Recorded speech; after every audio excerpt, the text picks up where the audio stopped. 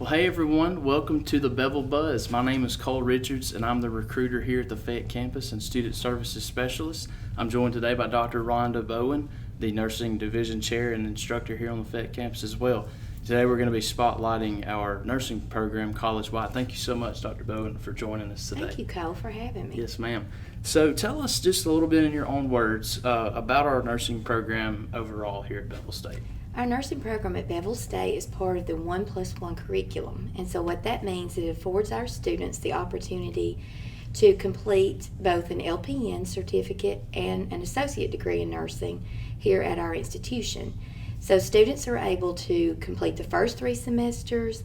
They're able to sit for their LPN boards, which is their NCLEX board exam, and then they complete their final 2 semesters, which allow them to complete their associate degree in nursing, and they're able to sit for their RN board exam at that point. Fantastic. So what would you say a typical school week looks like for one of our nursing students? A typical school week for a nursing student at Bevill State is very busy. They are going to be in class probably 1 to 2 days a week. They may be in labs an additional 2 days a week, and then they may be in clinical 1 to 2 days a week. So basically it's a 5-day-a-week schedule.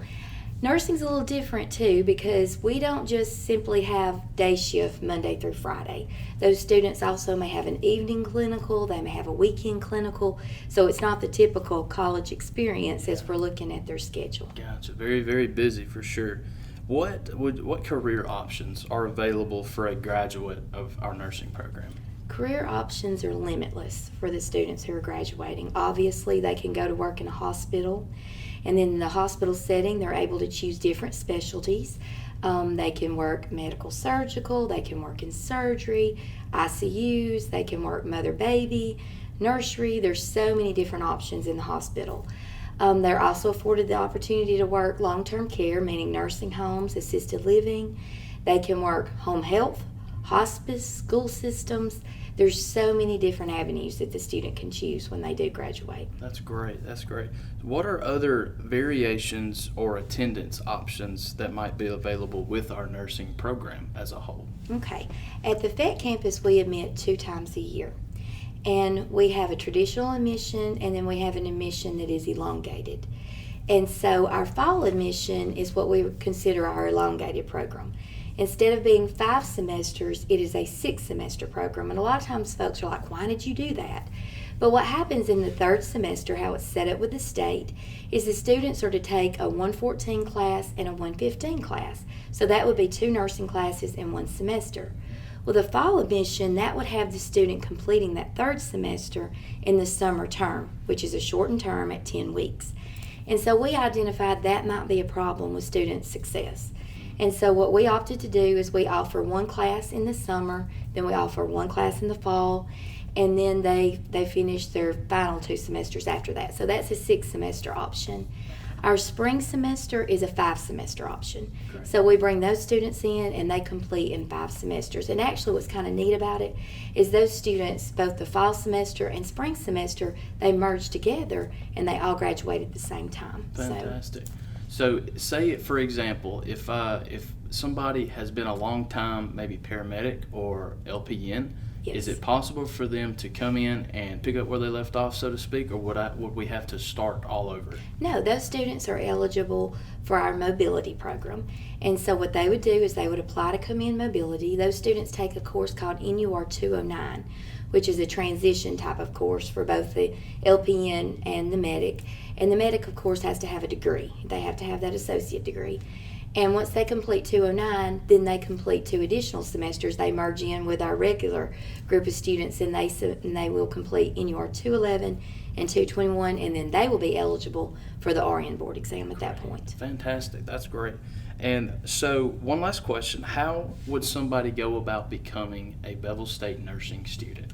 They would need to apply online. You go, of course, to bscc.edu.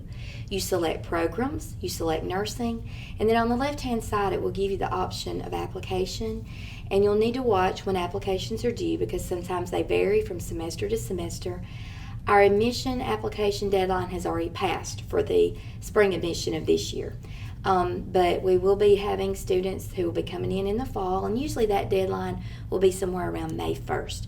So they complete all that online, it submits online, and then it goes into a database, and students are ranked at that point, and then they are competitively placed for admission. Great, awesome. Thank you so much. Okay, thank you. And as Dr. Bowen mentioned, Bevill State, our website is constantly updated with this information specifically for nursing because of our deadlines and because of our admission cycles. We try to keep that as up to date as possible. Again, that website is www.bscc.edu. At the top of the page, the programs button and the nursing page is where you'll find all of that. And if you have any questions, feel free to contact myself or Dr. Bowen. Is always glad to help students and help them through the admissions process, and contact us for the financial aid and general admissions process. And Dr. Bowen, thank you so much again for participating this morning. Thank you. And I hope you enjoy the rest of the Bevill Buzz. And now, even though our ambassadors aren't on campus, they're finding new and creative ways to recruit.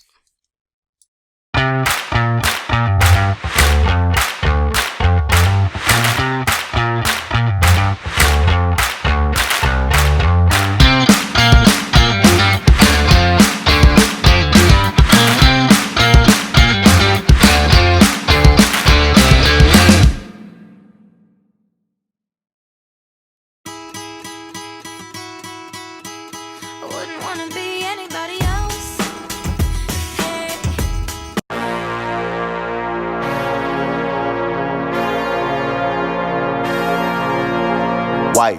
Hey. Wipe it down. Wipe it down. Wipe.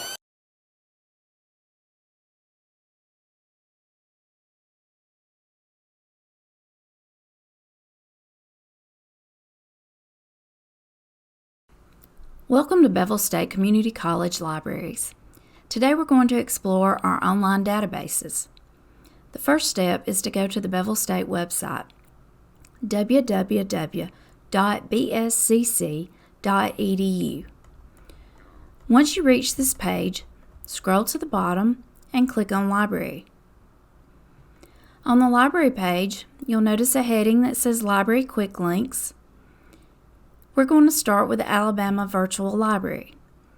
This is a collection of premium databases that have access to magazine articles, newspaper articles, journal articles, some excerpts from books, as well as some full text books. This is paid for by the state of Alabama. You can access this from home as long as you are logging in from within the state and you are not using satellite internet or your mobile phone data. Otherwise, you will need a username and a password, which can be provided to you from any of our campus libraries. Once you reach this page, you'll notice that you have the option to search by different age groups, and on the far right, you'll see All Resources. So when we click that, all of the databases that are available will appear. You have the option on this page, if you want to search all resources in this box, you can type your search, but be aware that this searches most AVL resources, not all.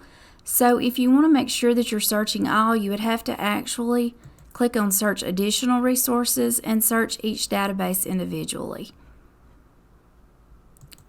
Okay, so let's start with the list of all databases. If you're not sure which database you want to use, you'll notice the circle in the bottom right-hand corner. If you'll click on that, a box will come up and it'll tell you what type of sources this database contains, as well as what topics are covered within the database. Academic Search Premier is a good database for any type of general research. So let's start with this. We're going to do a search for capital punishment.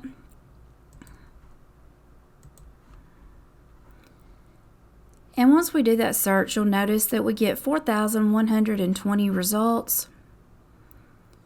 On the left-hand side of the page, you have the option to limit those results. This says full text and the box is checked, so I'm automatically going to receive those articles that are available in full text. Any exception to that would be if someone gives you only some citation information and expects you to be able to go and get your hands on that particular article in print. If that's not the case and you want to be able to read it online, you always want to check the box that says full text. You also have the option here to check this box, scholarly or peer-reviewed journals. Sometimes an instructor may tell you that they only want you to use scholarly or peer-reviewed journals. If that be the case, then you'll select that box, and that's all you'll get in your results. You'll also notice the option to select your publication date. So if you'd like something that's much more current, you can grab that bar, slide it over, and this will adjust your publication date. So once we do that, it'll update our results. And now we have narrowed those results down to 371, which is much more manageable than what we started with. When you're looking at these articles, sometimes you can tell by a title what a particular article may be about. If you don't want to read the whole thing, put your cursor on this piece of paper with a magnifying glass, and a box will come up. And if you'll look, it'll contain an abstract. The abstract gives you an overview of what the article is about, and that'll give you some idea of whether or not this is going to be relevant to what you're looking for. Okay, if you decide this article looks good for you, go ahead and click on that, and the article will appear in full text format. You can scroll down, you can read the whole thing. This article is 18 pages long. Notice over on the right hand side, once I've found this article, if this is something that I'm interested in, I can share this through my Google Drive, print it. I can email it to myself. We also have the option here of exporting this. This would be where you could save it to your flash drive or to your computer. And then above that, you'll see this piece of paper which says Cite. If you click on that, you'll notice all of the different citation formats appear. And this is the citation for this specific article we're looking at in each of these different citation formats. So if you want to use MLA, you could simply highlight, copy, and paste this particular citation onto your works cited page for your paper. Always double check what you get from AVL to make sure that it is the same format. There are no differences in punctuation, capitalization, anything from what the library has provided in our MLA or APA works cited guides. Also, anything that your instructor may have given you as far as citations go, you always want to make sure that you're following what they have asked of you. Okay, we can close this. And we'll be back on the Bevill State Library page. Scroll down. Underneath databases, you'll see that there's a database called Bloom's Literary Reference, and that's exactly what it sounds like. It's going to contain literary sources, so it'd be especially good for English 102, any type of literature course. And then you'll also see issues and controversies. This particular database contains current issues and controversies, the proponent's view as well as the opponent's view. So you can see both sides of a particular article. This would be good for English 101 papers if you're doing any kind of argumentative essay or research paper. Also speech topics. Could also be good for psychology courses. And when you reach this page, you'll have the option to search. If you want to use Bloom's Literary or Issues and Controversies away from campus, you will need a username and a password. The username is Bevill, password is history, and that's for anyone who is not on campus. Again, we're going to do a search for capital punishment, and once I do that, you will notice the articles appear. And this is what I told you, supporters argue, opponents argue. It shows you both sides. You can scroll down, you can look at the different headlines, and if we decide this is an article that we're interested in, then we can scroll and read the entire article. And we have the same options with page tools. Click the drop down box. You'll notice you have the option to print the article. You can save it to the folder. Download it would be downloading to your flash drive or to your computer. Sharing it, this is where you would email it to yourself. And then you also have a citation tool. Issues and Controversies only allows citations in MLA and Chicago style. If this is the article you choose to use, you could copy and paste this citation in MLA. And once again, always make sure that you double check against the examples that we have given you on the library page, as well as anything that your instructor may have given you. This was just a brief overview of using our online databases and what's available to you. If you have any questions, contact any of our campus libraries and we will be happy to help you.